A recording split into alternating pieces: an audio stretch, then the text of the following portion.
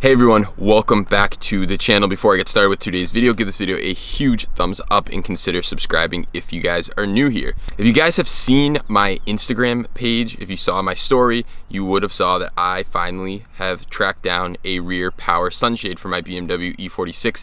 In today's video, we will be retrofitting this rear power sunshade. Before going any further, I have to give a massive shout out to one of my friends and subscribers, Wilson, who was able to help track down this power shade for me. Getting on to today's video, we will be retrofitting this power sunshade into my car. I do not have a new rear deck. We will be taking my rear deck out and actually cutting it. One thing to note before I show you the power shade and the button strip is that the coupe and sedan have different power shades. They are not interchangeable. You need a power rear shade for a coupe or you need one for a sedan. You cannot mix and match. If you have a coupe, get one for a coupe. If you have a sedan, get one for a sedan. So now let me show you guys the parts. So here's a look at the actual sunshade right here, and you have the connector. I do have the connector for it. So what happens is it turns to a white and yellow wire. That is all you need, and you run that wire all the way up to the front. And then you will also need a new power strip with this button. It needs to have this button. And there's these two wires right here that are white and yellow. And we're gonna tap into that, and it's easy as that. Super easy, you just run two wires to the front. If you have this style strip where all the buttons are part of it, if you have the individual buttons, it's a little more difficult, but can be done. I right now have a gray vent, so I will be also replacing this with black and black grills to make the whole car black in the back, and I'll also be putting in my cinnamon headrests. I'm going to start by removing the rear C-pillar right here, and then we're gonna move the bottom seats, and we have to remove these side bolsters. And I'm not gonna take off my back seats. I'm just gonna tilt them down, and I should have access to be able to remove the rear deck. So we're gonna just basically get all the top finishing pieces that we need to get off first, and then I will show you guys how to remove these because they're kind of tricky, and we're gonna have to take off the speaker grills too and remove the speaker. So let's do that now. Before we can undo this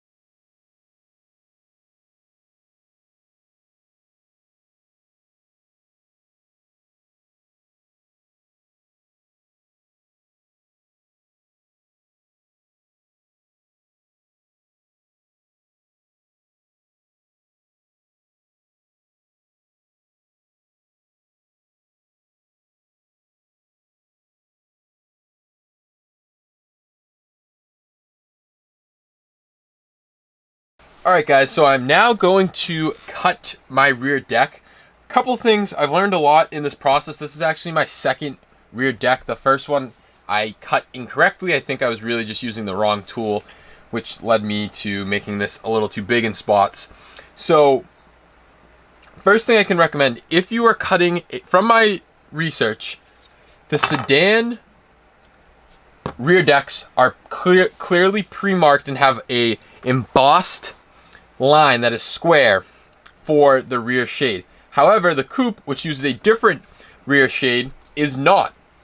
It is only marked this line right here, which is almost burnt into it, and depending on the age of it, could be worse or very good. Mine was pretty good. And then these corners right up here and these corners right up here are kind of marked up until a point. So that was very challenging to figure out. These are somewhat marked until here, and then this whole line right here is not marked at all on the coupe shelves. My biggest thing before cutting this, if you can find a shelf that's been already cut and comes with the shade, do that. The reason why I'm cutting mine is one, because I'm an idiot, and two, because mine's Alcantara, so if I got a black shelf, it wouldn't match. Now, I have some dimensions for you guys. This width right here should be cut, because I know from the other one, I had another practice one. This width should be cut 1 5/16 of an inch. So that is this width right here. The top length, which is the shorter one right here, should be 33 1/16, but you still have to worry about this slant, the slope right here, which should be almost like burned in. It's really weird. It's this little indentation, but that slant should still be there. The bottom length should be 39 inches and 9/16. Now, these are pretty exact. Next thing, if you want to remeasure your sunshade, check this out. What I did to measure it the first time is I stuck these paint sticks inside of it, and it makes a perfect gap like that. And then you can take another one and extend it out right here, and then you can just measure this gap.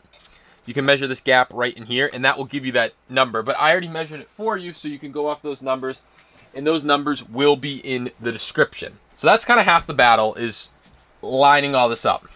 Next thing is actually cutting it. I had such a hard time. I used a cutoff wheel, and guys, don't even think about using a cutoff wheel. I bought this saw from Harbor Freight. It already came with the blade, but I bought more, but the blade that it came with was actually better than the ones I bought, how many teeth are on it.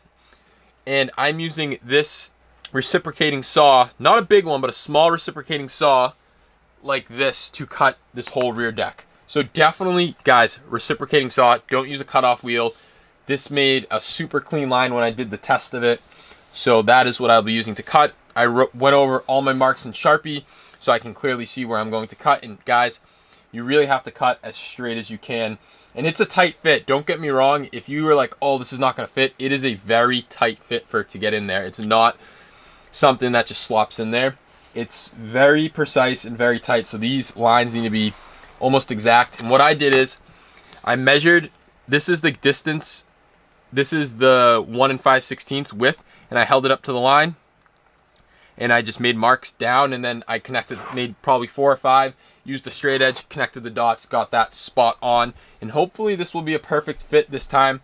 I have it hanging off a cardboard box, and then I used my struts that need to go on as a weight, which are not hurting it whatsoever, which is good. So this should be a good weight so I can put some pressure down and cut it, and really let the saw do the work. Don't over push the saw, just guide your hand and you should be able to cut it. So I'm now going to do a time lapse of cutting this rear shade, and guys, hopefully I get it perfect.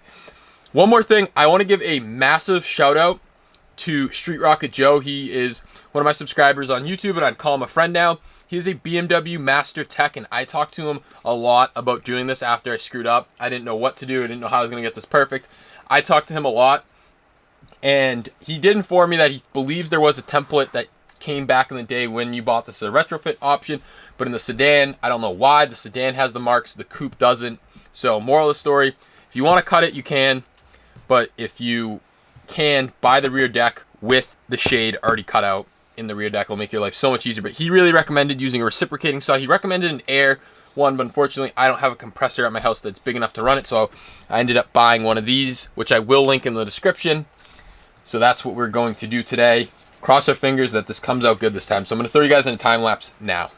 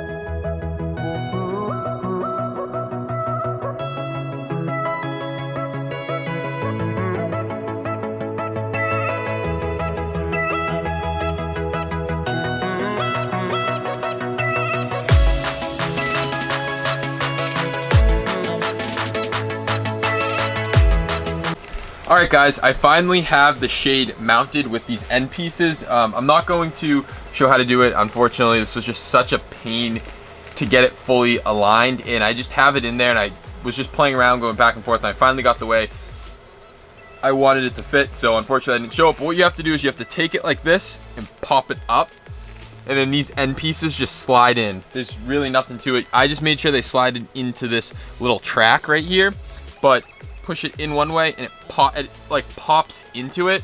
But again, guys, try to buy your rear deck with the power shade already on it if you're going to do that. Don't try to cut it and swap it in like this. It was such a pain, guys. And especially another big issue I had, this is Alcantara. As you guys know, my car has Alcantara headliner and the rear deck's Alcantara. The Alcantara is thicker, and I had to shave the back of this because it wouldn't fit into this channel. So it was just a massive pain, but it's in, looks great. We're going to install it in the car and wire it up. This was definitely the hardest part, cutting it, matching it up, making it look perfect. I am going to put the dimensions of the cut that I did because they're pretty spot on. You do have to do a little more trimming around here, but I basically was able to trim the rest of it with just an X-Acto knife, and I got a very precise cut. But with that being said, it's fitted, and we are now going to throw it in the car. All right, guys, it is time to try to put in the rear shade. I do have it wired up. I have my 2 wires that I mentioned earlier. I have one of the wires is yellow, one of the wires is white, so that's the same type of wire colors that I bought. I just wired it into, I'll show you guys. I just wired it into the stock connection, and I'm gonna finish running Tessa tape. So that's the stock connection right there. And I'm gonna finish running the Tessa tape all the way down, but right now I just wanna get it mounted. So I plugged it in to the OEM connector coming from the shade.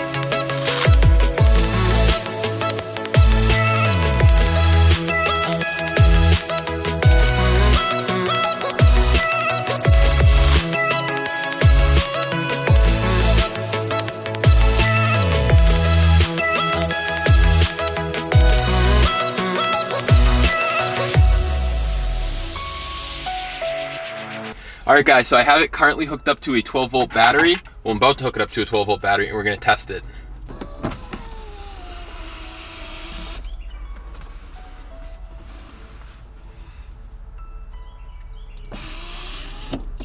Guys, check that out, and it clears the dash cam. That is awesome.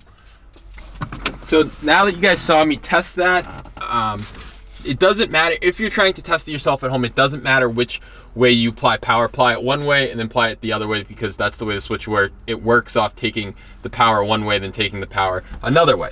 So I'm going to reassemble my rear deck now, just do a time lapse of that, and then I will show you running the wire, how to pin it in, and also putting the screws in the back. Yes, this power shade does mount to the back, so if you do buy one, make sure you get these self-tapping screws. I may need to get longer ones at the store, only because the ones that I had kicking around, I didn't actually get them with mine. Usually the seller will take them out or whatever.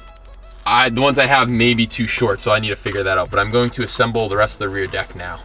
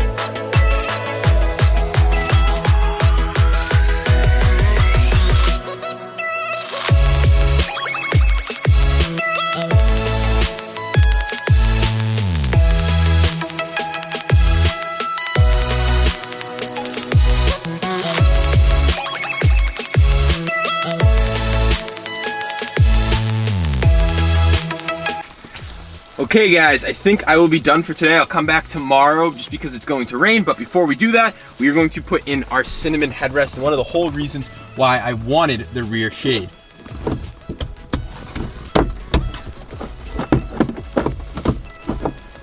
So let's put the other one in now, and I should mention, I did just condition these with Xanos leather cleaner that I have linked below. That was just some water I got on them from it is raining, but I did condition these very, very well so they stay nice and fresh, and hopefully the rear sunshade protects these from the harsh weather that we do get with all the sun. So one thing to note, if you come to the back trunk, the top back lid where the actual metal is, you will see that there's screw holes. There's a screw hole here, and there's one on the other side, and there's one under the actual Harman Kardon speakers if you have a coupe that I need to remove. But I just want to show you guys that there are screws right here that need to be screwed down to secure the actual sunshade. I know that it does sit into the rear deck, but this is the correct way to secure, to stop it from bouncing around. There's self-tapping screws.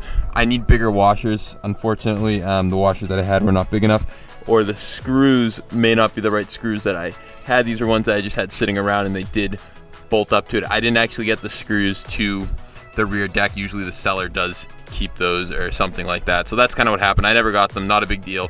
You can get those at the store. You can probably order them from FCP, and if I can find a link, I will link them in the description. Okay guys, so it is the next day. I have this cable right here wrapped in some Tesa tape, hopefully stop the chattering. There are some other spots. I did notice the factory wire didn't use Tesa tape all the way through, but we're gonna try that. We're gonna remove the screws here, pull off this panel, and route these two cables. Doesn't matter what color you used. I used yellow and white just because that's what the factory harness used from the shade, so I just want to keep it as clean as possible.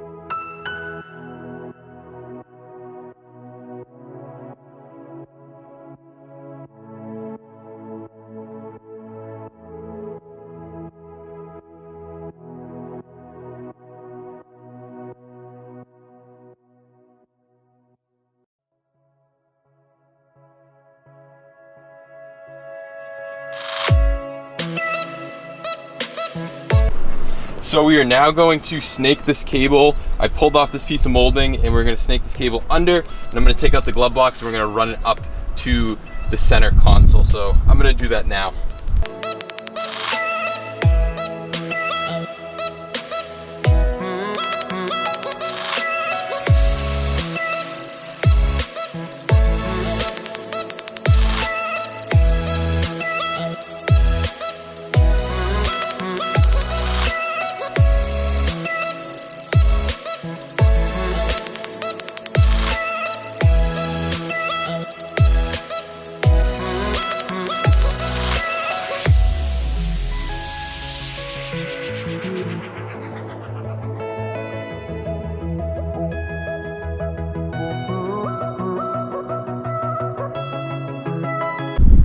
So we now have to remove the center console area. We have to pull up on this and remove the switch panel so we can replace it with our new one with the button right here for the sunshade.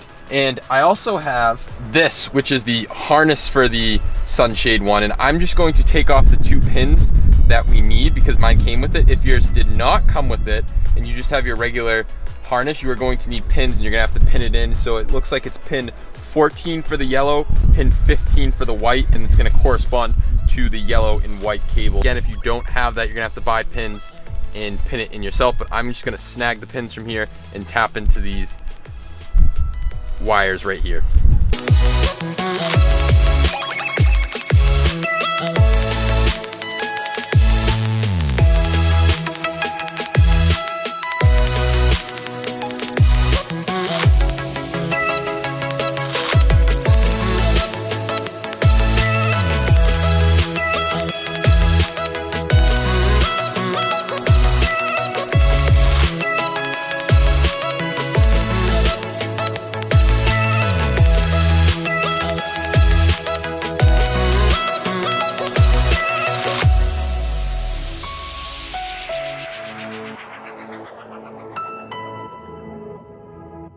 and the old switch panel pushes right out.